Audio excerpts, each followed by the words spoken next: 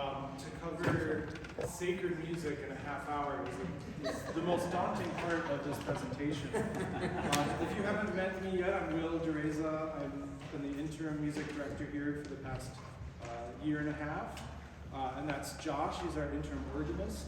We work as a team.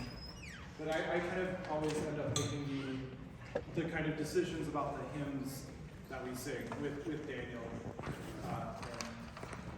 the choir. So, if you see on the cover, there's some of my favorite Bible verses and quotes about music, about sacred music. St. Augustine, he who sings praise twice. I love that. It probably wasn't Augustine that said that, but we don't really know who else did. But it makes sense because singing or chanting, using our voices in that way is something that sets it apart from our speaking voices and therefore elevates it. And that's why we do a lot of singing and chanting in church. And we have been as a species for millennia. We've been singing and chanting. So let's talk a little bit about, and I know Father Daniel's going to be doing a session on liturgy next week. And that's liturgy, I'll just do a very brief definition of that. It's the form of worship, a religious form of worship, not particular to Christianity. But in this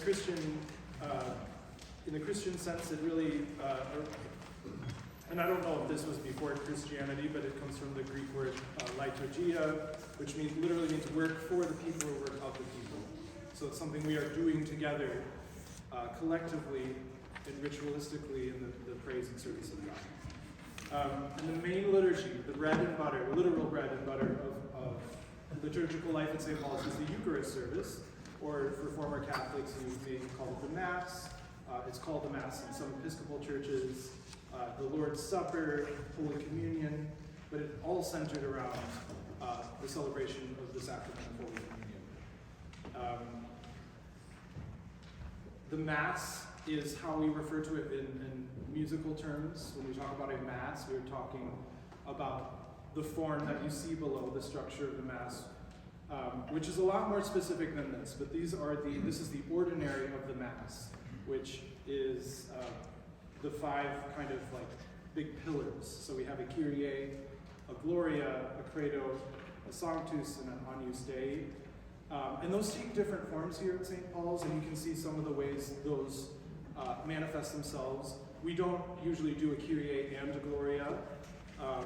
Depending on the season, we'll kind of swap them out. But this is like a very old Roman order. Some of the very earliest Christian worship took the form of the Mass and was said like this. So that is kind of the skeleton of our worship here.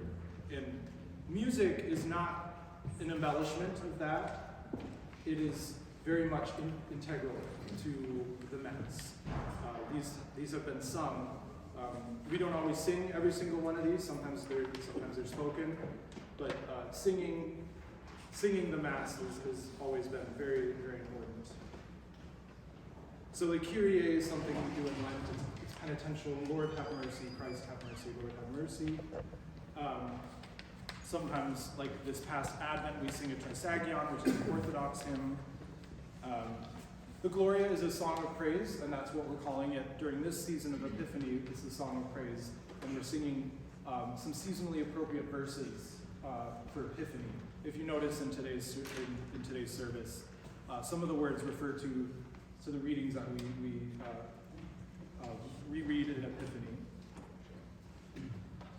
Gloria, yes, so the Gloria is based on the Song of Angels to the Shepherds. In that sense, it's a canticle, and the canticle, we'll talk about what a canticle is later. It's a pretty specific definition, but it basically means a song that comes from Scripture, that is not a song. So the Credo, the Creed, we say the Creed. The Sanctus, we always sing a Holy, Holy, Holy. And the Agnus Dei, translating to Lamb of God. Sometimes we sing that text, Lamb of God, who takes away the sins of the world, grant us peace. But frequently we call that a fraction anthem. Fraction literally meaning breaking. So it's an action. It's a piece of music that takes place after the bread is broken. So as you'll notice in today's service, that is a piece of Taizé music, and we'll look at it a little bit later. Good, so that's the structure of the Mass and the ordinary. So the ordinary are things that stay consistent week to week. This is the recurring music. So any of this music that you see, like Lord have mercy, glory to God in the highest, that recurs week to week, that is what we call liturgical or service music. So the Eucharistic liturgies are not the only things that we do at St. Paul's. There are a few others, and I'm probably missing a few. But Compline is something that is sung weekly. Compline comes from the daily office. Anybody know what the daily office is? Yeah, so it originates with, it was really codified by the rule of St. Benedict back in the 6th century. But it's just fixed times of prayer throughout the day. So Compline is one of the evening offices. And each of these daily offices has a prescribed songs, hymns, canticles, little versicles, which are just little chanted bits, and prayers. So if you notice, there's a lot that remains the same about Compline from week to week, but the song changes. Evensong is actually kind of a newer form that combines Compline with Vespers, which is the office before. So it's a little bit more substantial, and it kind of originated with the Book of Common Prayer in the English Reformation in the 16th century. And just kind of served as a way to incorporate more of the laity, the congregation into the daily office, and to make that ritual part of the parish life. We also do lessons and carol services seasonally. Usually, we've always done an Advent lessons and carols. We've done Christmas lessons and carols in the past. Is anybody familiar with the King's College Cambridge Festival? Yeah, that's one of the most beloved services that is watched around the world, that is broadcast around the world, have been for a long time. A few more examples, like a Tenebrae service that we do during Holy Week. That's a different kind of liturgy, Stations of the Cross as well. I'm not sure if we've done morning prayer during my time here, but that's another kind of way that we pray the daily office here as a congregation. The other thing that kind of informs the kind of music, the mood, the readings, and everything is where we are in the year. And this is not a great chart, but it's basically correct. And you can see how the liturgical year progresses, and I'm sure Daniel will talk more about that. But we are now in the season of Epiphany, and in three weeks it will be the season of Lent. Yeah. What's that again? Thanks. I did not make it. Well, I did not make it. I found it. Yes. But just another interesting thing is that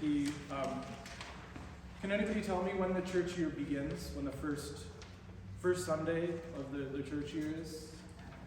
Advent 1, yes. Okay, so now we're going to talk a little bit about a little less about the liturgical music and about the different types of music, mainly two different types of music that we interpolate throughout the service.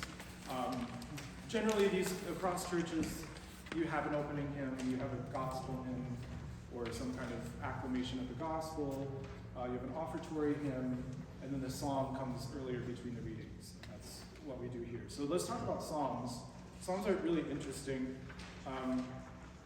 So the Psalms were ancient Hebrew hymns that kind of were compiled over 5 centuries, really, and kind of became this very important collection to early Jews and Hebrews. They have always been meant for singing. The psalm really just means song. And they've always been sung like that. There are so many different types of psalms. There are a lot of songs of praise, of joy, of lament, and then there are a lot of really kind of dark and very sad and sometimes angry psalms. But I love psalms because they're songs and because they're so connected to our experience as humans. So psalms are really important, and psalms, it's not just the psalm we're singing on a Sunday morning, the one song that the choir sings. If you notice, a lot of hymns are based on psalm texts. A lot of the anthems that the choir sings are based on psalm texts. So they're really, really important in the musical life of the parish. So you'll see them presented many different ways, but when we use them as the psalm in a service, we're doing one of two things. The choir is either singing, we're either chanting it in a way that is plain song or plain chant. So if you look at, this is page 4 in your handout, you can see how that looks musically, and you can see it looks a little bit complicated, but the notes are actually not, it's pretty intuitive. So I'm going to demonstrate singing this. If you want to jump in on the second line, feel free to, choir. You can totally. But if you notice, you'll see, what is the term for like an umlaut, like the 2 dots? Is it a diaeresis, I think? I don't know, it's the 2 dots. That's an important symbol in this kind of pointing. The accents and those symbols and the slashes, they all kind of tell you when to move in the line. So I'll just sing the first line and the first and second verses, and you jump in if you'd like. Happy are they whose transgressions are forgiven, and whose sin is put away. Happy are they to whom the Lord imputes no guilt, and in whose spirit there is no guile. Good. So there are different tones, and those tones kind of originate. They're quite old, but this is kind of the way that, if we go back to the rule of Saint Benedict and monastic communities in the 6th century, this is how they would do the hymns. At every daily office, they would do a different hymn, eventually with the goal of singing through the whole Psalter. So the Psalter is another term we use for the Book of Psalms. Good, so plain song, plain chant, let's check the time, we're good. So we do this during Lent, and then it's a cappella. A cappella is also another important term that means without accompaniment. So in Lent, you'll hear the choir sing the song a cappella. If you notice that last year in Lent, we started printing this text with the pointing. Pointing are the symbols that tell you when to change notes, basically. But you'll see this in the bulletin, and it is my hope and goal that this kind of psalm singing can be something for everyone. And I know it looks a little daunting, and we're going to try different ways of presenting it in the leaflet for this upcoming Lent. The more common form of chant that you'll hear for psalms is Anglican chant. And that's with the choir, and it's similar. It's a little bit more metrical, and you can see there are 4 parts. 4 distinct vocal parts, so they're harmonized, and they're usually a lot more, they're a lot older, so it's a lot more kind of a newer sound and a more Western tonal sound. Josh, can you play on page 5? Choir, again, join in if you want. If you read music, you're welcome to join in too, but we're just going to demonstrate what the first 2 verses sound like. The Lord is my shepherd, I shall not be want. He makes me lie down in green pastures, and leads me beside still waters. Yeah, so I was singing the melody of the soprano line, but there are 4 parts, and when you hear the choir singing, you'll hear them sing all 4 parts. We do there's a lot of creative license for us to vary our dynamics, the way we express our text. So this is a really important thing for our choir. It's really fun for us to kind of dig into the way we express the text with the music and the dynamics. So let's go on, let's talk about hymns. Now we've talked about psalms. Hymn is a pretty broad term. Again, they can be based off of psalms. They can be based off poetry. They can come directly from scripture. But they're basically just songs that are here. They are meant to be sung by all. So the first example I have of a hymn is a medieval Roman hymn attributed to St. Thomas Aquinas. And I have this, which is a modern realization of neumes. Neumes is kind of these early square notes that you see with chant. We don't use this type of music, but I just want you to see what it looks like, because this is how chant and hymns earlier, before kind of Western tonality developed, how they would be read. So I'm just going to sing a little bit of this first hymn. Adoro te devote, latens Deitas, que sulcis figuris vere laditas, tibe secur meum totum sulgici, quia te contemplans totum defici. Good. Anybody have read like this? Anybody maybe in a Catholic church or other read hymns like this? Yeah, so this takes form on our very own hymnal. The hymnal 1982 is our primary hymnal, and there are a few supplements to that hymnal. But yes, our hymnal is from 1982. And this is how it is translated and realized. Josh, can you just play a little bit? Let's see if we can just sing along to the first half. Sure.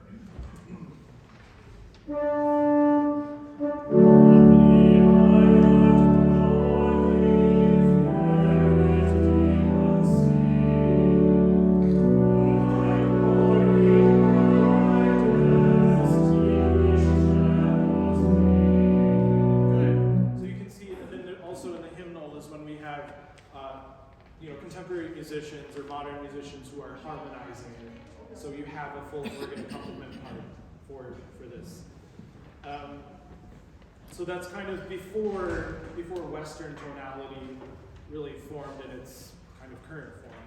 So that kind of happened a little bit after this next example. So we have a lot of hymns come from Lutheran origin. Josh and I were raised Lutheran, so I got to tell you, a lot of the hymns that we sing that we think of as very, Anglican hymns are, sometimes they're Lutheran, sometimes they're Methodist, sometimes they're, the hymnody comes from everywhere, and it's come to a point where if you look at the Lutheran hymnal, there's so much overlap between it that we really share a language of hymnody across a lot of Protestant denominations today.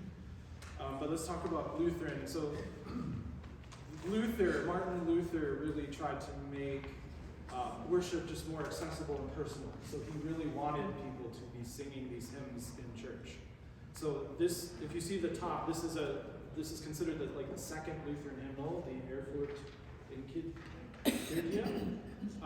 And this hymn, which is an Advent hymn, was probably composed by Martin Luther. And I'll just sing a little bit of that from the score. Nun kommt der Heiden Heiland, der Jungfrauen Kind erkannt, das sich von der alle Welt Gott solch Gespurt ihm bestellt. So these are boisterous. Sometimes they originate from secular pieces, sometimes they originate from chant, sometimes I think anecdotally some people say they come from drinking songs. But they're meant to be accessible kind of as what young people would call today bangers or bops. Just really songs that you can really sing to. And that's really kind of the spirit that we really try to push with our hymnody, hymns that are accessible and familiar to people. So you can see again how this appears in our hymnal 1982, Savior of the nations. Let's just sing a little bit of this one because it's my favorite. We sing this in Advent, third Sunday in Advent.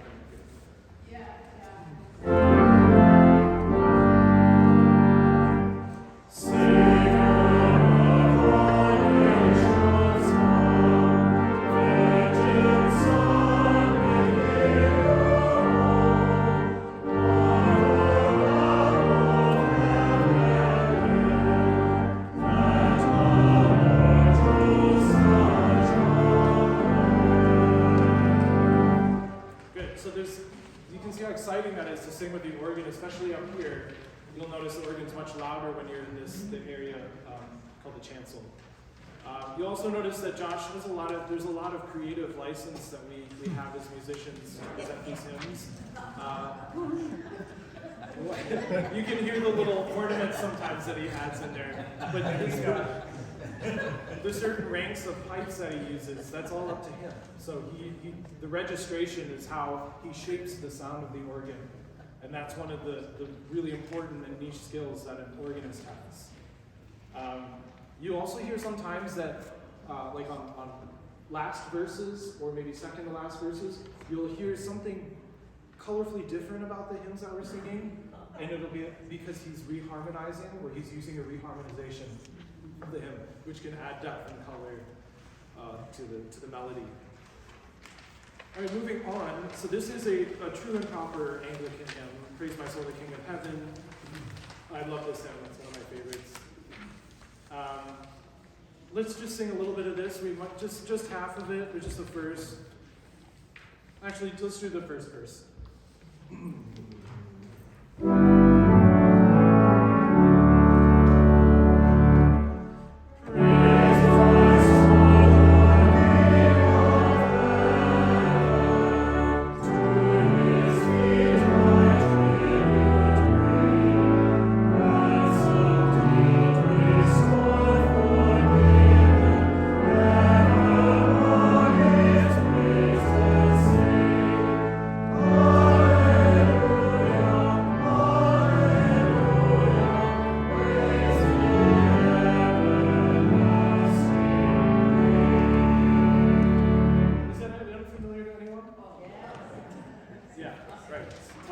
We do it quite a bit here. And I want to come back to that because I want to talk a little bit about the language of it as well. And how we kind of approach the language of some of these older hymns that maybe kind of conflict with how we feel about the church now. Anyway, moving on to the next example. So this is Taizé music. Taizé is a monastic community in France that was founded in 1940. Again, they developed a kind of a more contemporary style of music that was really accessible and really flexible in terms of congregational participation. So if you hear a service in Taizé, like in France, you'll hear a lot of elaboration, you'll hear instrumental parts, you'll hear people improvising, but it's based in this very simple kind of 4-part harmony with a very simple melody. And so it allows, again, a lot of creative freedom. Can we just,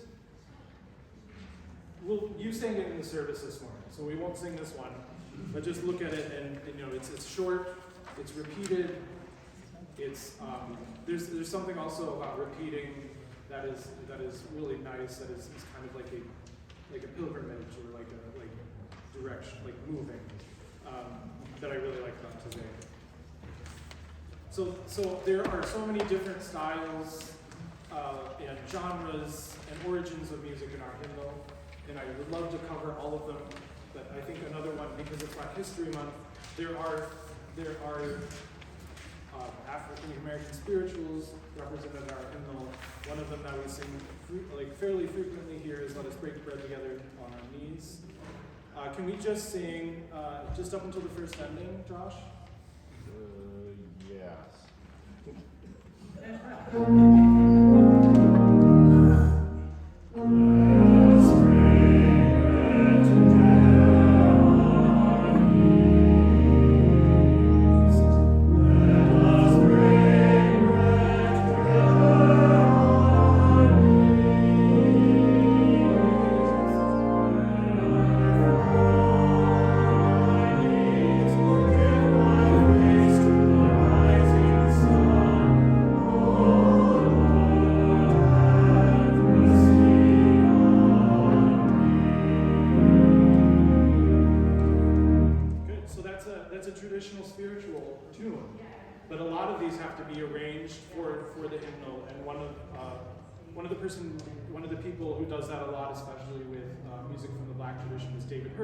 Who himself is an African American, a very prominent composer.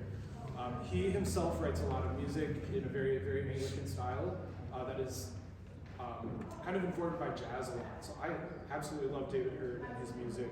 So he arranged this, so all the organ accompaniment, the harmony you hear is David Hurd. You'll also hear, or you have heard in today's service, well, I guess you didn't hear it at the 9 a.m., but at 11 a.m. the choir is singing one of his original hymns when Jesus died to save us at communion. So if you're going to the 11 a.m., listen out for that. Good, so that's hymnody. There are so many different hymns. There's so many different hymnals. Even in our own hymnal and the supplements, there's a lot. And we use things from those supplements and beyond. I have brought in hymns from the Lutheran hymnals. Sometimes those hymnals, especially the newer ones, have really good tunes that are very familiar to us, but also have better lyrics, because some of the words that you see in hymnals, in our hymnal, keep an eye out for the things that make you a little uncomfortable, because we're trying to wrestle with those, and these hymns that are near and dear to our hearts, but have words that maybe reflect an older way of thinking. So I just want to touch on that a little bit. The discussion about how I approach that is something that could be expanded into a really long form series in future sessions, and I would absolutely love to do that, and hoping to do that maybe in Easter with Daniel. But it's tricky because I need to choose things that are really familiar and part of the core, experience of this congregation, what we've been singing.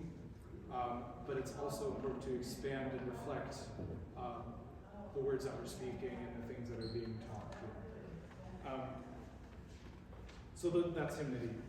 Good. I just want to talk a little bit about some of the other types of music that you'll see at St. Paul's. This is on page 11.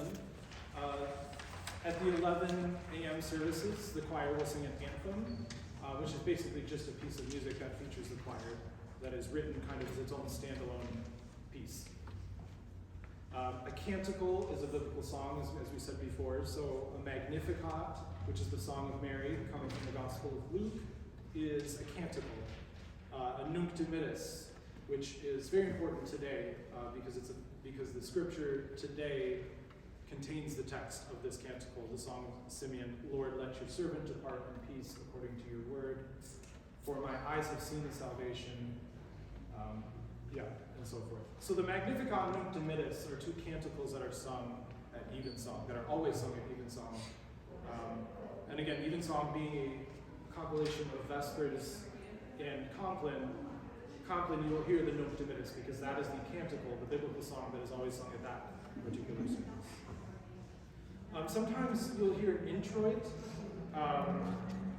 usually for very special services, like we did one for Palm Sunday, the later Palm Sunday service last year. But they're just short pieces of music or chant that are sung at the beginning of the service by the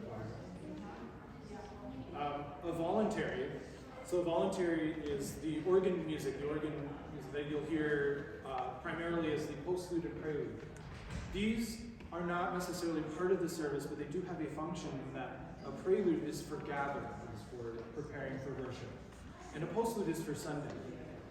And I think it's important that Josh and I we don't approach these as musical performances or recitals or things that you need necessarily to sit and listen to. This is music for you to either prepare for worship or to send you out into the world. So there are many different ways you can appreciate the postlude. You can sit and listen if you would like, and you can also use that music to kind of, as a kind of an exciting way to send you out into the world. So that's how Josh and I think about voluntaries. An antiphon, this is just kind of an antiphon and tract. These are not going to be really important terms, but an antiphon is basically, if you remember last Lent, there was an antiphon that the congregation would sing, and then the choir would sing some verses of psalms, and then the antiphon is repeated. So an antiphon is a very short piece of chant, or just a very short melody that kind of bookends, instead of verses or songs. You also noticed coming up in Lent that instead of a gospel hymn, we do a tract, which again is a kind of a more specific form or part of the Mass that is specific to each Sunday. So a tract, again, the tract that we'll sing will be, you'll sing an antiphon, the choir will sing some specific song verses, and then you will repeat. But there is, Before you get on to the next, I was really interested in, you mentioned David Hurd and from the National Spiritual. want to explain that there's 3 other approved hymnals in the Episcopal Church. Lift Every Voice and Sing, Voices Found, and Renato.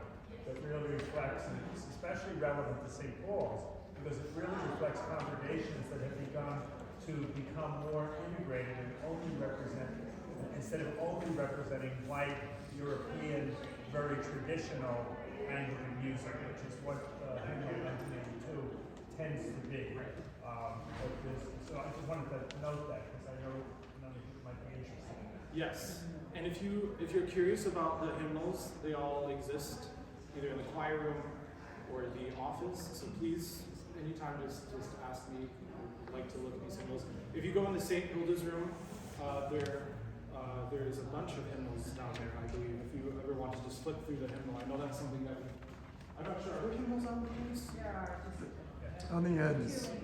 Yeah. Okay. So yeah, take a look through and see. Look at the attributions. So the kind of the credits below each hymn. Look at where these hymns come from. That's a really good way to engage with it and understand where the music is coming from.